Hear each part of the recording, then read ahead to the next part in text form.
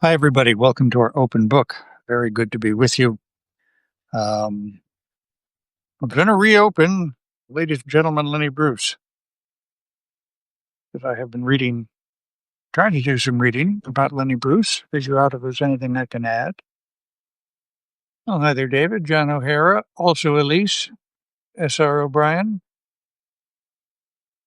Um, Lenny Bruce, Diana Lynch, good to see all of you. Angela Neary, I hope I pronounced that correctly, Angela. Joan Denny, Maggie, Mr. Dickens, Jeremy Sicking. Very good to see all of you. Lenny Bruce and Mort Sahl came about at the same time, the same vintage, some similar experience, and they both had experience. Played the Hungry Eye in the what I'll just refer to as the San Francisco Beat era, and shared that vintage. I'm going to read. This is mostly about Mort Sahl and his Lenny's, let's put it this way, complicated feelings for Mort Sahl. I did a profile of Mort Sahl years ago and liked him a lot. And actually, I think you'll like him when I read this from Albert Goldman's book. Diana Lynch is back from Hungarian dance camp. Tell us more. You're, I think, the first person, Oh, no. Hungary included, that I've heard of going to. Absolutely. Is Hungarian dance camp a big Well, thing? the Hungarian camps are very important. You know, there's so many Hungarians who came to the United Yes, States. of course. And I had a friend and roommate who went to Hungarian camps all her childhood, including dance camps. And no, I think She says it was fantastic. maybe this isn't the same thing. I stand corrected, Diana. I hope you had a good time. And S.R. O'Brien just said something in Hungarian. I assume it's Hungarian. All right, let me read. A little bit about Mort Sahl. Born but not reared in L.A., with its muscled beaches, car cult, and teen culture, Pachuco teen culture, always ambitious to be a star, the media, radio, journalism, movies. What did it matter? Mort returned after the war from the deep freeze tank of the Aleutians. Fall in love with a pretty charming and extremely intelligent high school girl named Sue Babber. While Sue enrolled as a freshman at Berkeley, Mort followed her, experiencing a terrible winter in which he slept in holes and corners, lived off canned tuna, and got laid up in the hospital with appendicitis. Eventually, he conned his way into an all-night luncheonette near the main gate of the university, a place called the White Log, where he was discovered by Hube the Cube, Hubert Leslie, a central figure of the Beat movement, who made his living as it was the times there, pincushion for the drug testers at the UC hospital. Hugh persuaded Enrico Benducci to install Mort in the original Hungry Eye, a candlelit cave for beats and students who would buy a drink in order to feast off the free lunch. According to the legend, on his first night in the joint, Sahl trotted on stage, took sharp aim, and fired a series of dead hits at politics. His best line was the suggestion that someone ought to invent a new type of Eisenhower jacket, a McCarthy jacket, its distinguishing feature being an extra zipper to go across the mouth. That's pretty good, right? The 70-odd patrons of the Eye rocked with laughter. First time they ever heard McCarthy ridiculed, at least publicly. Sahl next convulsed his audience by quipping, for a while, every time the Russians threw an American in jail, the House Un-American Activities Committee would retaliate by throwing an American in jail, too. It's a pretty good line. Wildly applauded, more for his courage than his wit, Sahl became an overnight sensation. Having smashed with a single blow the long-standing taboo against introducing political themes into nightclub comedy, Sahl went on to radically alter the public image of the stand-up comic by introducing a whole new rhetoric of relations between performer and audience. Instead of walking out on the stage of a nightclub, nattily dressed, with a big smile and ingratiating manner, and a bag full of carefully rehearsed routines, Sahl loped out on the floor, dressed as if he weren't on stage at all, wearing slacks and a loose sweater over his shirt with an unbuttoned collar. He treated the audience with a mixture of friendliness and hostility that enabled him to simultaneously ridicule them, putting them on in their own half-hip, half-psychoanalytic jargon, while at the same time winning their confidence by making it plain that he was one of them. Shooting only part of the time at politics and the rest of the time at foibles of the young in their young folk in the 50s, their fads, stereo equipment and pogo, their hang-ups, their cynicism and apathy. Sahl created his own material by haranguing this audience as if it were his own family. Instead of disguising his private opinion, his angry attitudes, his scathing awareness of the current scene, as conventional show business comics always had done, Sahl actually capitalized on his intolerance, his opinionatedness, his mania for rash and brash generalization. For the first time in the history of the cabaret business, a comic repudiated his responsibility to be funny, becoming instead the spokesman for a special group, the bohemians Sahl called My People. Sahl was never a great comic. His nervous, jabbing, keep-them-off-balance delivery was the strategy of a man who was not comfortable in front of an audience. His creative method, a rapid scanning of the day's output of newspapers, magazines, and radio broadcasts, was a recipe for superficiality, or at best, kind of quick, shallow laugh triggered by a topical allusion. Sahl was always devoid of the two basic ingredients of great humor: imagination and soul. This is really unsparing, isn't it? This is terrible. God. All right, you'll like Mort Sahl's actual lines, though. He would make fun of the latest Hollywood movies.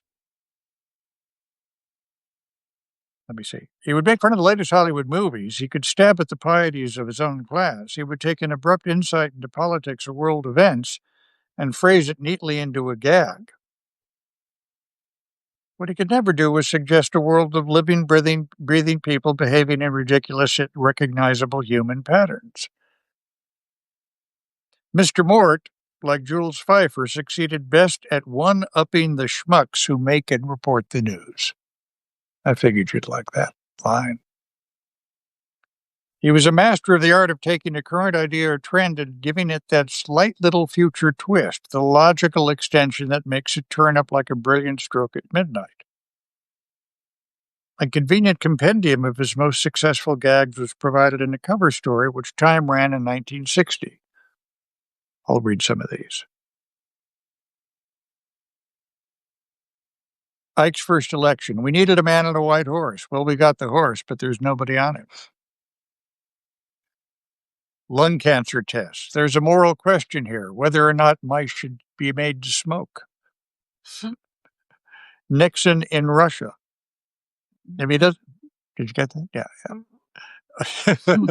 Nixon in Russia. If he doesn't get along with them, he'll be in trouble because over there he can't call anyone a communist and hurt their career. It's a good one. Missile gap. Maybe the Russians will steal all of our secrets, then they'll be 2 years behind. In retrospect, they sound very slick. Neatness, economy, and point. You can't imagine any man who really loves humor relishing this stuff. Sahl's best audience was always a little square. So, ideally, it was composed of politically minded young middle-class couples out for a rare fling in a nightclub and eager to laugh at any jab flung at one of their pet peeves. It always enraged Lenny Bruce when people compared him with Mort Sahl. No two men in the same profession could have been further apart from the standpoint either of their work or their personalities. Mort was so puritanical that he neither smoked nor drank. Ask a question. Why do we call not smoking or drinking puritanical?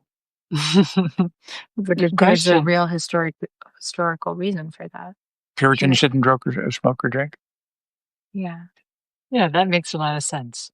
All right. Is it a pasteurization of it? I stand corrected. It just makes it sound like it's, Yeah, Right. that makes you a good person.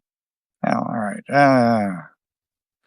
A dirty word never passed his lips, and he would have been horrified at the thought of sticking a needle in his arm. Is that so terrible? Oh, well.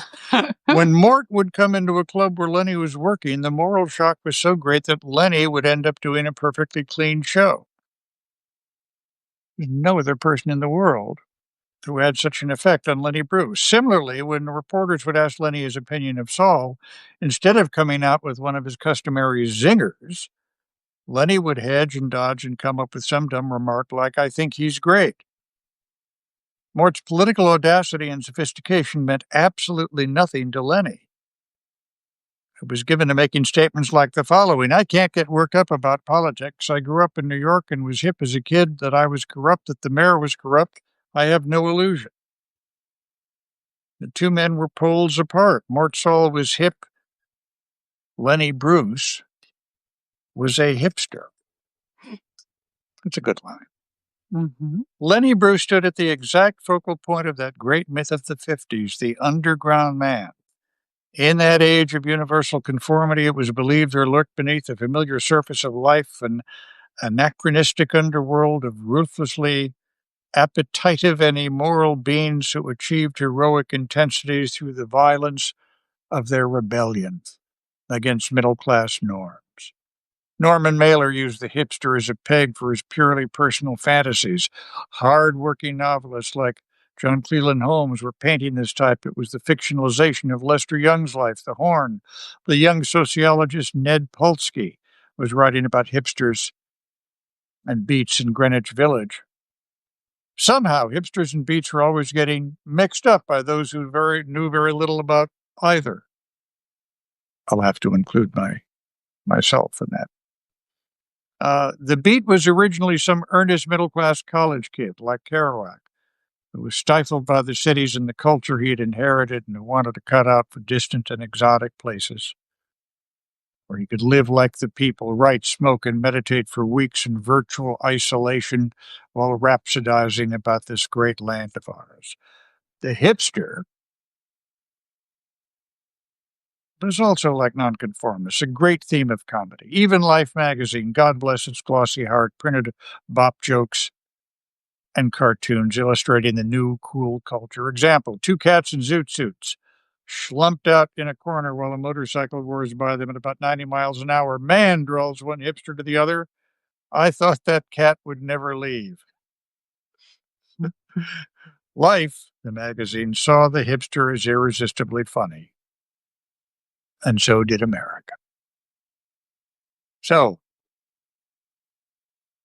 I'm getting closer to figuring something out. Ladies and gentlemen, Lenny Bruce.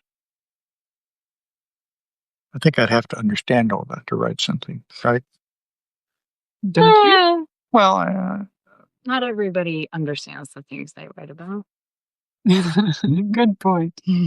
yeah, why should I be so particular? Now, what did you say about Jim Gaffigan and Who was it Dave that Chappelle? that asked? David Faust said, "Who would be the Saul and Bruce of our time?" And I said, Jim Gaffigan, who's a notoriously clean comedian, Yeah, and Dave Chappelle.